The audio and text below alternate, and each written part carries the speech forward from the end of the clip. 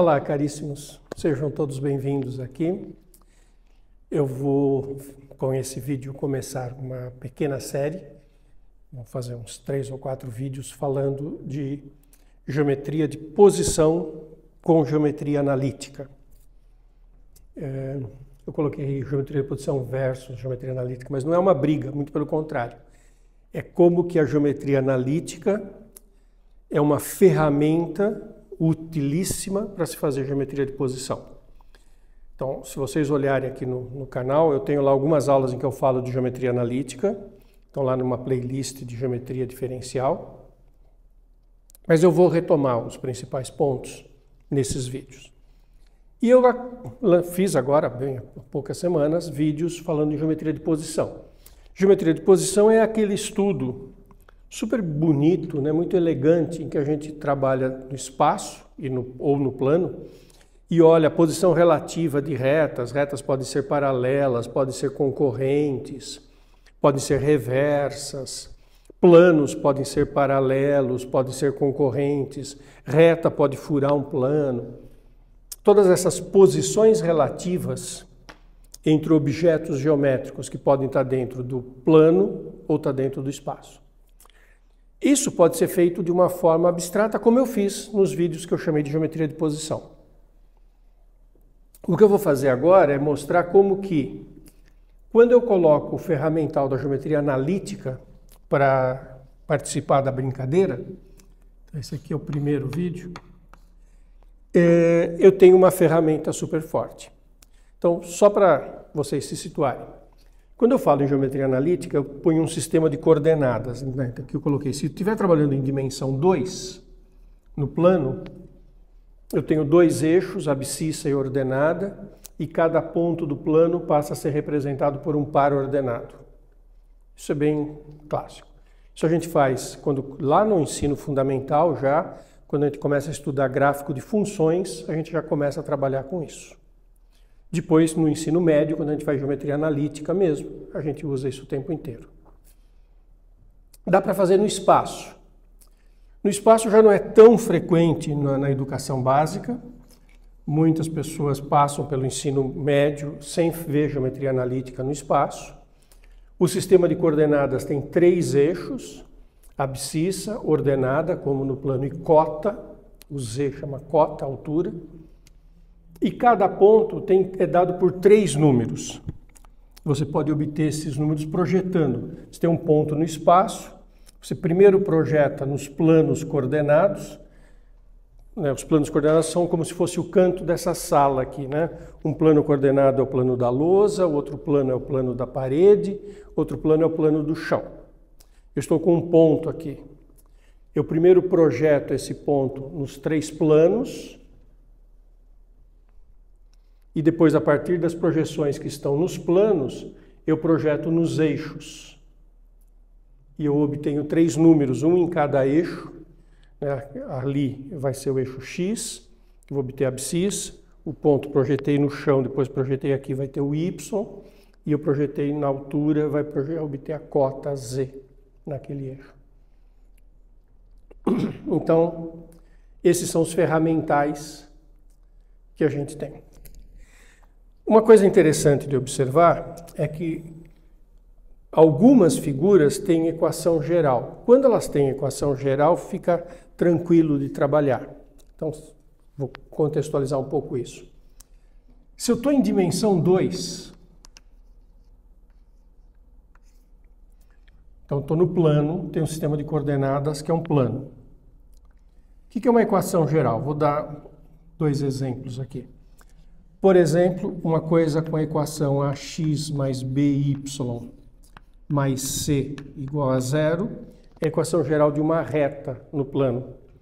Observa que se o b for diferente de 0, dá para isolar o y, né? O y passa para cá, menos a sobre bx, menos c sobre b. Função do primeiro grau, função polinomial do primeiro grau, cujo gráfico é uma reta. Mas a gente estuda também, aí no ensino médio, que se eu tiver essa equação aqui, olha, x2 mais y2 igual a 4, isso é a equação de uma circunferência de centro na origem e raio 2 centro na origem, raio 2. Então, equações gerais são equações que têm essa coisa. Ela tem uma fórmula envolvendo as variáveis do sistema de coordenadas, x e y, constantes, e está igualado a uma constante. Se eu passar tudo para o lado de cá, é igual a zero. Aqui poderia ser x2 mais y2 menos 4 igual a zero. Pode ser de grau 1 ou de grau 2. A equação da reta é de grau 1, essa equação da circunferência é de grau 2. Nessa sequência de vídeos que eu estou falando, eu vou fazer um sobre elipse, em que vocês vão ver que a equação da elipse é também de grau 2. Tá? Bom, então essas são as ideias básicas de equação geral. Quando eu estou, isso uma coisa importante, quando eu estou em dimensão 3, e aqui não vai ser no vídeo, esse vídeo, mas vai ser no próximo, reta não tem equação geral.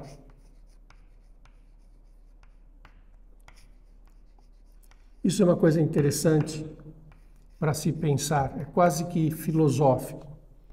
Se eu tiver com 3 variáveis e eu escrever uma equação do tipo equação de reta, ax mais by mais c mais d igual a zero, mais cz mais d igual a zero, então uma equação geral de primeiro grau em x, y e z, isso é um plano, não é uma reta. Equação geral, quando você tem uma fórmula nas variáveis e iguala a uma constante, em geral, como regra básica para vocês pensarem, eu diminuo uma unidade em relação à dimensão do ambiente. Se eu estou no plano e eu escrevo equações gerais, o objeto que está descrito aqui, ele tem uma dimensão a menos que o plano, então ele vai ter dimensão 1, reta, circunferência. Se eu escrevo uma equação geral em dimensão 3, ela tem uma dimensão a menos, ela tem 2 dimensões, ela é um plano, não uma reta. Reta não tem equação geral no R3, no dimensão 3. Eu vou ter que usar um outro mecanismo para escrever reta. Nós vamos fazer tudo isso nos próximos vídeos. Se aqui em dimensão 3 eu escrever uma equação geral de grau 2,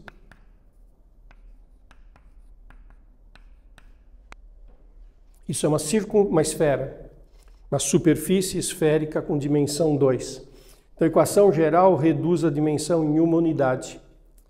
E é por isso que eu não vou ter no R3 equação geral para reta, porque quando eu estou em dimensão 3, para reta eu preciso diminuir 2 dimensões. Mas, enfim, isso é uma coisa técnica que nós vamos percorrer tudo isso. Só que estou fazendo uma introdução. Então, agora, eu vou começar a estudar geometria de posição. Se vocês lembrarem dos vídeos que eu já fiz, a primeira coisa que eu analisei foi posição relativa de 2 retas no plano. O que podia acontecer com 2 retas no plano? Se eu estou num plano e tenho 2 retas, as situações são paralelas disjuntas, paralelas coincidentes. Eu chamei de esses 2 subcasos coincidentes ou disjuntas, casos de paralelismo. Então, são as paralelas coincidentes e as paralelas disjuntas. Ou elas são concorrentes, podendo formar 90 graus ou não. Então, se o meu ambiente é bidimensional, é plano, as posições de 2 retas são essas 3 possibilidades. Paralela disjunta, paralela coincidente ou concorrente. E isso já vai mostrar a força da geometria analítica. Olha que coisa elegante, uma coisa muito forte em termos de abordagem. Então vamos trabalhar em dimensão 2. Estou num plano. Retas têm equação geral. Então ax mais by mais c igual a zero, é uma reta R. S é a reta dx mais ey mais f igual a zero. 2 retas, cada uma dadas por uma equação geral. Aqui são números, né? Se o número tiver escrito, aqui onde eu dei esse exemplo aqui, se eu colocar 2x mais y mais 4 igual a 0. Isso é a reta y igual a menos 2x menos 4, que é uma reta que passa pelo menos 4 aqui no eixo y, tem coeficiente angular negativo menos 2, tem uma raiz no x igual a menos 2, passa aqui no menos 4. Quando o x é menos 2, fica menos 2 com menos 2, 4, com 4, 0. Então, é uma reta. Se eu ponho números aqui, eu tenho uma reta. Então, eu tenho aqui duas retas. Eu quero saber o que dessas três coisas que acontece com elas. Se elas são paralelas, sendo paralelas, se são disjuntas ou coincidentes, ou se são concorrentes. Resposta: resolve o sistema. A geometria analítica permite que eu trabalhe de forma algébrica nos problemas geométricos. Então eu olho para esse sistema aqui. AX mais BY igual a menos C, DX mais EY igual a menos F. Isso é um sistema S. E olha só, S pode ser o quê? Sistema possível determinado. O que significa mesmo um sistema possível determinado? Tem uma única solução. O que quer dizer isso em termos geométricos? Que são duas retas que têm x e y comum igual a exatamente um ponto, ou seja, retas concorrentes. Então, eu analiso o sistema. E lembra, eu tenho regra de Cramer aqui, eu posso olhar simplesmente o número AE menos BD, que é o determinante dessa matriz. E aí eu já sei, se isso ocorrer, as retas são concorrentes. Então, a minha análise, que é da geometria de posição, está fluindo super facilmente. Se o S for possível indeterminado, o que significa isso? Que ele tem infinitas soluções. Quando é que duas retas têm infinitos pontos em comum? Se elas forem coincidentes. Então, aqui as retas são paralelas coincidentes.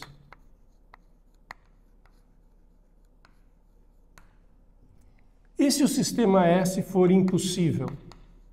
Bom, se ele for impossível, quer dizer que não existe ponto em comum entre as duas retas no plano. Quando é que duas retas no plano não têm ponto em comum? Não são coincidentes, não são concorrentes, são paralelas disjuntas.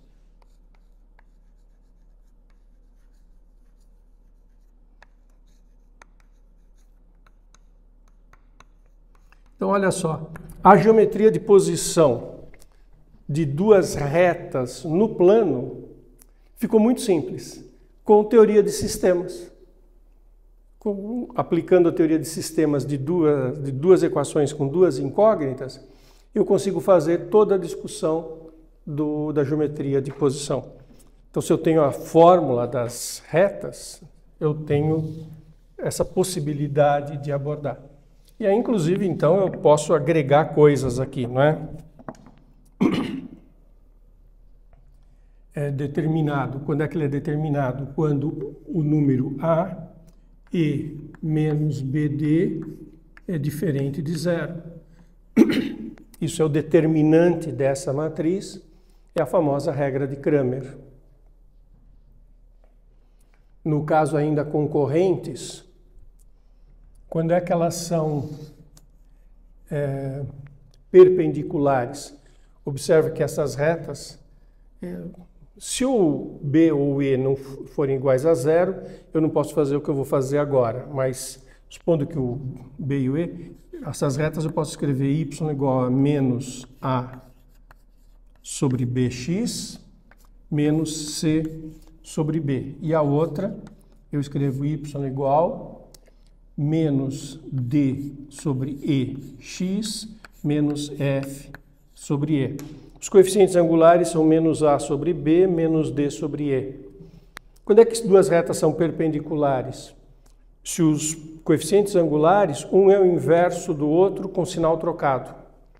Então, vão ser concorrentes se esse produto AB por DE for igual a menos 1. Se uma for o inverso do oposto da outra, lembra? Se o coeficiente angular de uma é M, da outra é menos 1 sobre M, ou seja, o produto dá menos 1.